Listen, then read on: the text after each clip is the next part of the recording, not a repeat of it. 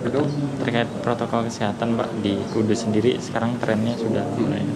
protokol kesehatan pastinya ini baru kemarin suruh buat surat edaran yang terkait harus pemahaman terkait masalah protokol kesehatan. Jadi bukan hanya untuk 3M saja, mencuci tangan, menjaga jarak atau memakai masker, tapi harus dipahami bahwa untuk mekanisme penularan COVID itu adalah melalui droplet yang keluar. Jadi ketika bicara harus masker selalu dipakai di dalam ruangan maupun di luar pun semua. Jadi ketika makan harus perlu physical distancing dan diam di situ, ada komitmen diam, jangan bicara dulu.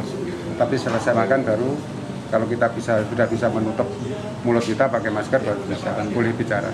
Itu aja. Itu sangat potensi yang luar biasa bisa untuk menekan angka COVID yang ada. Kalau itu dilakukan. Makanya saya kemarin mendatangkan semua camat, 9 camat dengan BPBD juga penekanan dan untuk persiapan terkait masalah untuk tanggap bencana ini. Kemarin sudah paparkan kendalanya yang kurang apa, yang sudah dipersiapkan apa, yang belum dipersiapkan segera dipersiapkan. Sebenarnya itu kan maksimal penyebaran kita kan 50. Kudus itu kan ya artinya sekarang ini kita harus, walaupun Kudus sudah membuat Pergub 41 yang kapasitasnya cuma hanya 30 maksimal karena dari provinsi dimaksimalkan ada 50 untuk setiap provinsi. Ya, kita sendiri mungkin bisa mengacu di sana maksimal, mengacu dari provinsi maksimal 50 semua sak panitianya. Makanya ini yang kita baru monitoring itu kan terkait hajatan yang ada di gedung-gedung. Makanya dari pihak penyelenggara itu kan gedung harus benar-benar dia melaksanakan SOP yang ada. Nah, ini yang kadang-kadang susah untuk kita monitoring yang gedung. Nah, ini sangat potensi besar untuk penularan COVID. Makanya untuk pariwisata ini pun kalau yang tidak memperketat protokol kesehatan akan saya tutup. Untuk kesiapan pembelajaran tatap muka sendiri dari guru-guru sama staf pengajar itu nanti akan ada swab sendiri nggak Pak? Ya, itu nanti Sebelum akan tatap muka ada ini. simulasi dulu lah. Nanti kita nunggu zona dulu lah. Dan Ya. berarti belum tentu 1 Januari ya Pak?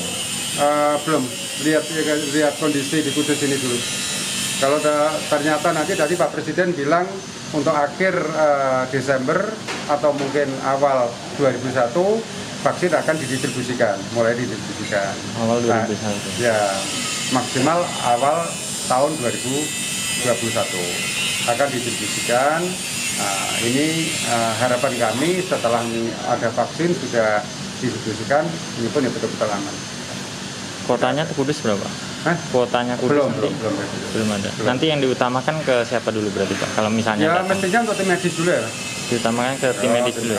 Tim medis, tenaga yang memang untuk di lapangan sebagai untuk relawan COVID. Jadi Kudus masuk sekolah nunggu zona itu Pak? Gimana? Masuk sekolahnya nunggu zona itu? Ya rencana kita kan awal tahun Mas.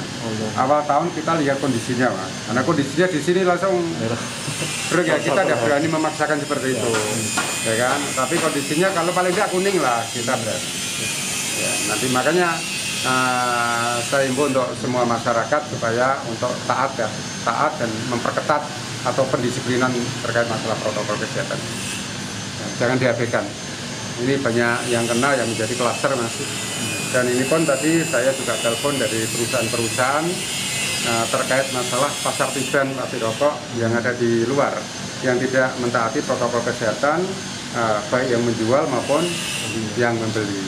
Ini takon memantau lagi, ada monitoring dari perusahaan itu. Jangan sampai nanti justru malah menambah penyebaran COVID lagi.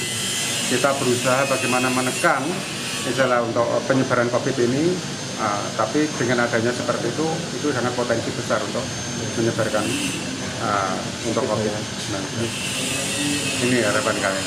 Ya mudah-mudahan dibantu lah, dibantu sama mungkin di online atau media cetak untuk edukasi ini kan. Ya kan. Mungkin peran panjenengan semua sangat bermanfaat sekali untuk masyarakat. Kita Siap Pak, terus Pak.